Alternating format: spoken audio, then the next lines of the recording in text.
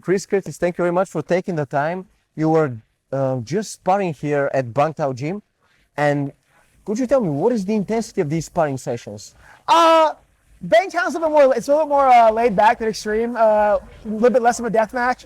So for me, it's great because it gives me a chance to work on technique and like stuff that I've been practicing with and want to get better at. So it's not kill or be killed, but it's definitely like, you're here to get better. So it's a little bit of a different pace, but I like it. But even though you're not here to kill or be killed, you still want your sparring partners to make it difficult for you. That's what I noticed. Yeah, I don't have a use for like easy rounds. I don't need to fight to the death, but I don't need a walkover round. I'd rather either have somebody else or not have a round than have like somebody who doesn't want to fight or who's afraid to get touched. Just a waste of a round for everybody. Yeah, I've been watching your fights. So at middleweight, you were always the smaller man, but you did have the ability of closing the distance. Could you tell me what's important when closing the distance? How do you do that? For 85, man, I really had to get better at cutting the cage off and closing distance, because I've never been a true middleweight ever. I've always been like a welterweight, pretending to be a middleweight. So I'm 5'10" with a 75-inch reach. At a welterweight, that's great. At middleweight, that's not so great. So in order to get to people, we had to work on cutting the cage off. And for me, even more so than that, the biggest thing was using my forward pressure to back you up to the cage. If we're in open space, you can go forward, back, left, or right. If I can back you to the cage, you've got left, right, and forward. I want you to go forward, so I don't have to stop you going two ways. I can control where you go. So as long as I can put a bigger guy on the cage, I can kind of dictate where the fight takes place. Yeah. And that's what is very interesting in your career is you have fought some of the biggest names in the UFC. For example, Imavov, who is one of the title contenders at the moment. You have fought against Kelvin Gastelum. We remember that fight against Adesanya. So you have faced some very, very big names. Could you tell me what kind of mentality do you need to compete at that level? Mentality-wise, I think for me, the biggest thing is I just want to fight. And I go out there, and my mentality has been, we go fight. We go forward. No matter what's going on, like in the fight, I'm just gonna go forward. Like if I keep going forward, something's gonna happen. So for me, I fought guys who are bigger than me, better than me, faster than me, stronger than me. But I always tell myself, just go forward, Chris. Just go forward. If I go forward, I can make something happen. Yeah, but you've got phenomenal head movement, and you've got a very heavy boxing style. Could you tell me, very few people can adopt such a style and apply it to MMA, but you can. How? I had to learn to wrestle the hard way. Style-wise, I come from a boxing background. It's where I'm most comfortable. I live in Thailand now, so I can work on my kickboxing. I really want to get better at kickboxing, but I'm always going to be a boxer at heart. To make that work in MMA, you have to be... I had to relearn pretty much how to wrestle, because my style only works if I'm comfortable wrestling. If I can stop the takedown, yes. If you take me down, I no longer care. I used to be afraid, like I can't get taken down no matter what. Now, if you take me down, I'm going to get back up. And my mentality is, you take me down, I'm going to get back up at some point, and I'm going to keep hitting you. So for me, having that in my back pocket and knowing I can get up lets me box a little bit easier. But you've got a boxing heavy stance. How do you deal with the leg kicks? I've never been bothered by leg kicks. I got a lot of fights. I've never been bothered by leg kicks. Everybody's like, you're gonna get kicked and like you're gonna regret it one day. I've never been hurt by leg kicks yet in a fight, so it's just kind of like until it happens, I'll just keep doing what I'm doing. Okay. There have been many cases. For example, you got a headbutt from Imavov that stopped the fight. You've been nice scar there. Yeah. Also, you've been split open, cut open. I believe scar there from Griffin got me there. Imavov was there. Gastelum was there. Yeah. So what I mean is, you have been through so many wars. Could you tell me how have these wars changed you as a person? How have they formed your personality and character? Honestly, I don't know. Everybody says they've been through, I've been through wars. I don't really think I've been through too many wars, honestly. Like, I wouldn't consider too many of those fights wars. I love this though. Like, that's the fight I want. I want to leave a fight broken, bleeding, bloody. Like, just that's where I have fun. So, like, it's less of a war for me. If I could have a war, I'm at my happiest. Like, I'd rather have a war than knock a guy out with one shot and be done. I'd rather have a war for 25 minutes. So, like, there's nothing to learn because I'm just happy. I'm doing what I love. Okay. There was one case when some street fighter came to your gym and he wanted to face one of you guys. I remember Strickland was also there. and you beat him very easily, but you are very careful, very polite. You didn't want to knock him out. Could you tell me a bit more about that situation? What kind of situation was that? Yeah, I should have killed that guy. He came in. He wanted to. So he got 200 no street fights. Wants to he can beat people up. So he picked the worst day because like Sean was there, Chimaev was there, Darren Till was there, Brad Tavares was there. They all would have killed him. So I was like, this dude may be just a crazy person. I'll go with him. I was supposed to fight Drekus, and I broke my wrist about 3 days before that. So in that video, I had a broken wrist, which is why I wasn't throwing my right hand. I had a broken wrist. So I was like, I'll go with him. I'll just play with him a little bit, let him so he feels good, whatever. So didn't hurt him, but now I went to hurt him. Then he's like, oh, I could have beat you if I wasn't tired. Then I was like, well, now I have to kill you. So that's what we learned. Just don't be nice to people. People come in wanting to fight, give them a fight. Like if that's you sign the waiver, give them the fight, send them home in the body bag if you have to. Like I've stopped being kind to people. People are weird, man. This is the only fighting is the only sport you can come in with no experience and think you're good at it. You can't go to an NFL practice and be like, oh, I can play football. You can't go to a soccer practice and be like, oh, I want to be on the team. But like MMA is the one sport guys show up like I can beat people up. But no, you can't. Mm-hmm. What is very interesting in your case is you've got also 2 professional boxing fights back in 2016. Why did you not proceed with professional boxing? I started with boxing, and then after high school, I didn't have a boxing gym. So I picked up MMA, and I kind of just got stuck with MMA. So I did boxing a little bit between fights, but I just kind of stuck with MMA. It was easier for me to do MMA, and I had the access to the gym and whatnot. And then by the time I really got back into boxing, I already had so many MMA fights. I was like, well, I don't want to stop. I put so much into it, so it worked out well though. Yeah, for sure. I mean, you're a UFC fighter, a veteran of the game. What I'm very curious to know is, so you started with mixed martial arts in 2003. 22 years ago, you competed. No, wrong. So hilariously, there are 2 Chris Curtises. They combined our record. I didn't graduate high school till 06. My first MMA match was 2007. So there's another Chris Curtis who anything before 07 is not me. Oh. So that was a big thing. We had to fight the commission about it, where they were like, oh, you have too many. That one's not me. I started in 07. Oh, okay. So that's wrong on topology. Yeah. Oh, that's wrong. But still, 2007, so you've got 18 years of professional fighting. Could you tell me, what kind of life is that to train 2 or 3 times a day, 18 years, UFC fights, PFL? I mean, what kind of life is that? Oh, it's a hard one, man. I love what I do. I'm really grateful. I love what I do. I love fighting. I love fighting more than anything else, but it's a hard life, man. I went through probably 18 years, probably about 14 years, not having a dime in my name, being broke, struggling to pay rent, working odd jobs, living check to check, till the last 4 years, I finally, I've made it. I'm doing well. It was a hard road to get here, but I couldn't imagine myself doing anything else. What kept your belief strong that you would succeed in those difficult times? It wasn't even my belief in self. I had a lot of people who sacrificed a lot so I could do this. There's been a lot of people in my life who gave up time, energy, money, everything to so I can pursue this. And my biggest fear was letting those people down, because even times when you doubt yourself and you're it's just too much, I don't know if it's gonna work out. People believed in me enough to sacrifice their time, their energy, their money, everything to do it. And I'm I can't betray that belief. Mm-hmm. But what I read is that you also went to law school. I started. I was in school for prereq for law. Actually, my last day of school, I was doing contractual law, my prereqs for it. I closed my book and looked around, and my professor knew.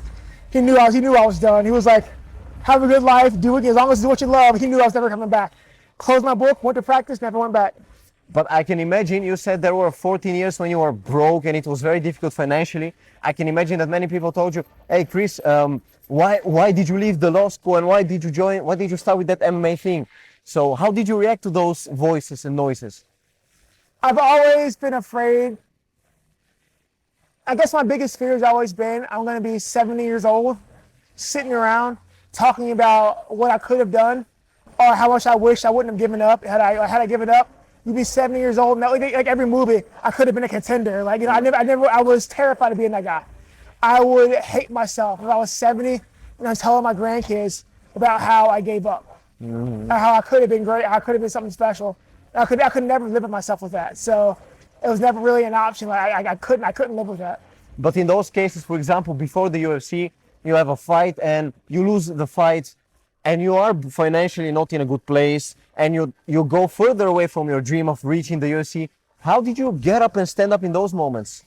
At my earliest, my son, my oldest son, he'll be 18 in October. But he's been, my first amateur fight, he was in the crowd. He was only like a few weeks old. He was in the crowd there. And he's been with me my entire career. And like, the first time I retired, my son asked me, he said, okay, he was young. He was like, well, what are you gonna do? And I was like, what do you mean? He's like, well, you fight, what else are you gonna do? He's only ever known me as a fighter. So like, it's so hard to look at my son's eyes and say like, I miss all those birthdays I missed, all the time I missed with you. I'm at the gym. I couldn't do things and for nothing. And like that became really hard. Like, I could not look at my son in the eye and say like, I missed so much of your childhood for chasing my dream and then gave up on it. I could never face my son doing that. How do you want your son to look at you? How do you want to be viewed by your son? My oldest son's like one of my best friends now. He's like, we talk every day and he knows that like I've done things the hard way, but I've pursued what I love. And I've always told him, I don't care what you do, man. Like, I don't care what makes you happy, so long as you chase it 100%. Like, find what makes you happy and follow it. And he's pursuing his own dreams. Like, I think he wants to be an engineer. And I'm like, cool, I don't get it, but if it makes you happy, I support you and do it. And he loves it. And he's chasing it 100% head on. And for me, that's the biggest thing is like, he learned like, hey, I had to go all in. So I hope my youngest son has the same thing growing up to where he'll see like, I don't care what you do, but you chase it and you don't stop until you catch it. Yeah, but if you could go back to that younger version of yourself, the let's say the financially broke version, what piece of advice would you give to that version? Because now you know that it worked out. What advice would you give to that man? The advice I would give to my young self would be two things. A, don't miss the important moments. Like you'll always have time to train. We can always get more training in. Don't miss the important moments because when you're older, like you'll wish you were there for them. That's probably number one. And number two would be fix it now. Don't wait. As a fighter, you always tell yourself with relationships and people that I'll fix it once I make it. I'll fix it once I'm more secure. And by the time that happens, it's too late. So I tell myself, like, fix it now. Like, don't worry about it. Fix it now. Like, stop, take the time, because there won't always be a later. Mm-hmm. Okay, so fix your problems immediately. Yeah. I've got a couple more questions because I know you're a busy man, so I don't want to take too much time. Could you tell me, now you moved to welterweight and you used to be a middleweight. How does your body adapt to that new weight class? I feel great. I feel for welterweight, I've fought my entire career at welterweight. So going back, I feel wonderful. It was an easy weight cut for me. Super easy, like no problems at all. I made weight in about an hour and a half. It was great. Like we did it this long way, the slow way. It was absolutely great. I felt wonderful. It's nice to be in there and not fight somebody 6'4". Mm-hmm. For sure. You mentioned that you've trained with Chimaev, with Darren Till. Obviously, your buddies with Sean Strickland.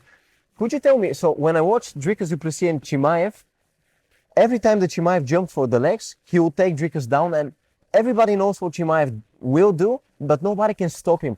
What's the reason? What makes this guy so powerful? He is physically a freak of nature. Like, he's one of the strongest dudes I've fought for, like pound for pound, one of the strongest dudes I've ever trained with.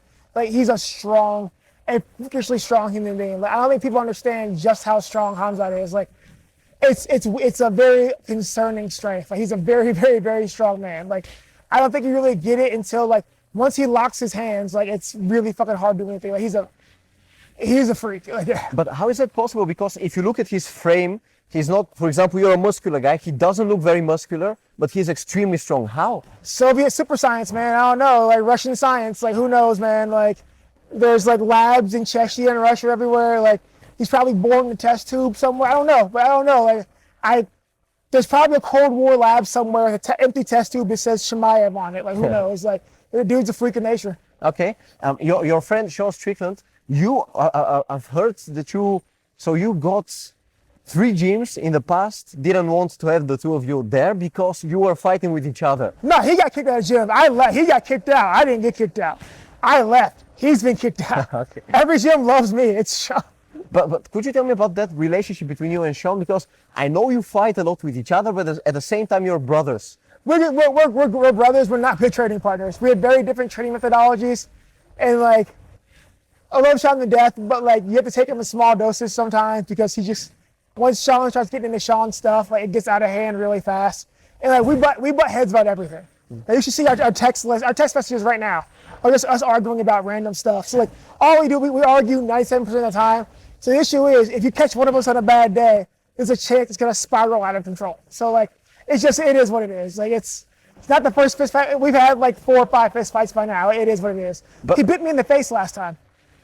Like bite? He bit me in the face. Yeah, when we were fist fighting, he bit me in the face. So yeah. Tell me about him. What kind of guy is he? So he bites you in the face. What kind of guy is he? You got, it's hilariously the person Sean portrays on camera is actually who Sean is. Like it's pretty like they're pretty hand in hand with who he is off camera. So he just exists in his own world. Like, he's the most honest person to himself. That's just who he is. So you gotta take it or leave it. But in your case, I know that you're a person who, for example, you win a fight, but you look back at the fight and you're almost never happy. You're very you're very demanding towards yourself. Could you tell me where does that come from, that you're always willing to be perfect in what you do?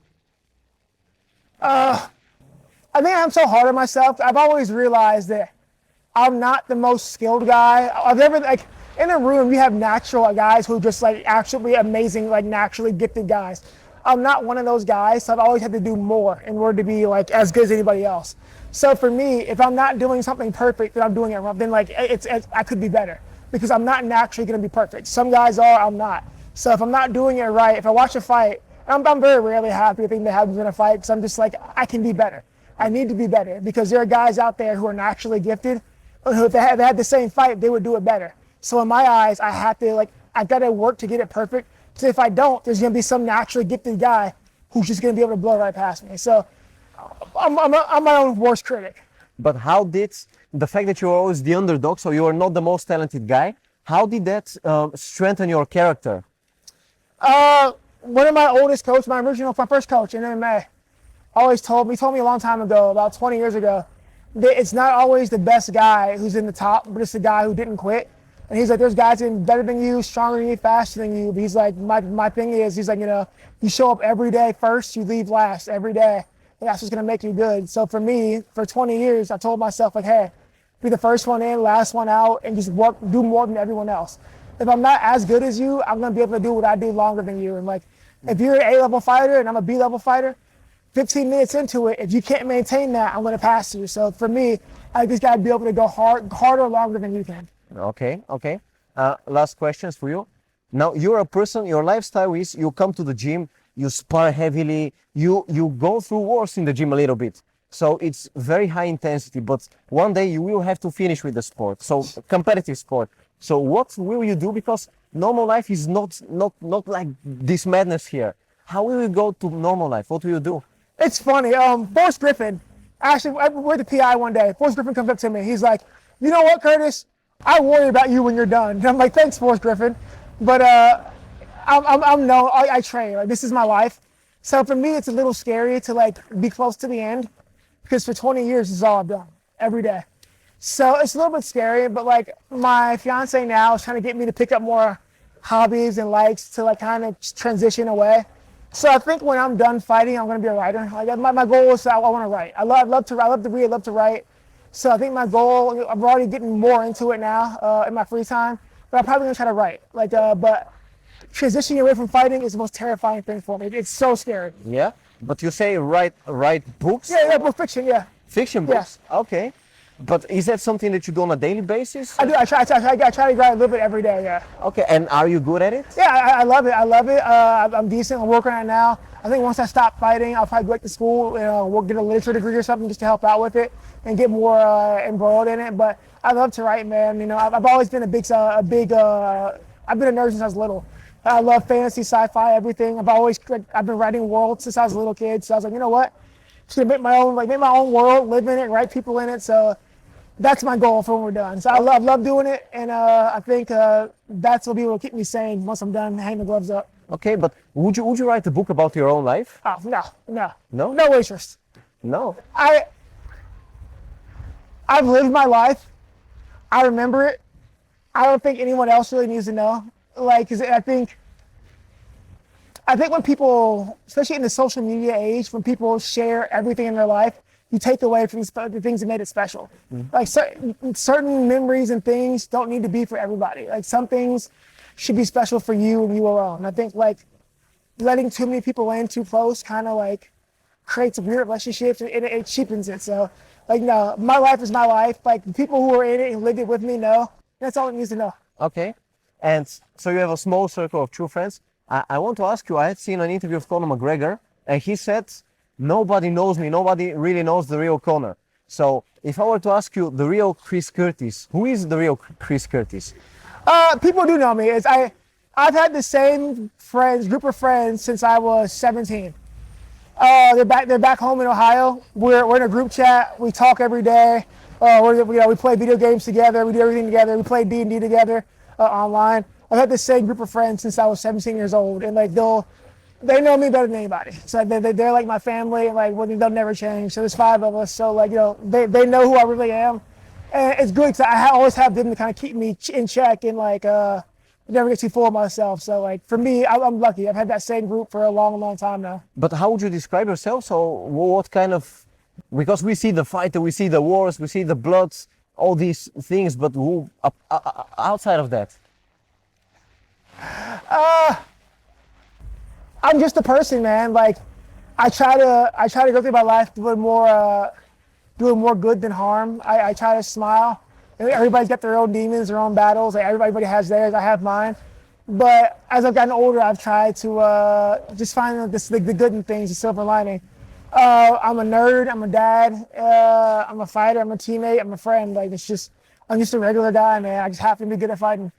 Well, I have to say, I truly appreciate it. And also you were very, very kind, because we met you like 2 weeks ago on the market, and you said, I don't do interviews, but you gave us this opportunity. Yeah, dude, I did. You guys are with Remy, and it's one of my favorite people ever growing up. But yeah, I don't usually do too many interviews anymore. Like I said, I think when you do a lot of interviews, it gives people too much access to you. And when people have that much access to you, they feel comfortable like saying and doing weird things. I kind of keep a layer of separation just to keep everybody like from being crazy. But like you guys have been awesome, and then you guys were with Remy, so I have to say I couldn't say no. So like no, it's been my pleasure though. Thank you very much, sir. No I wish you problem at all. all the best. Thank you guys. You.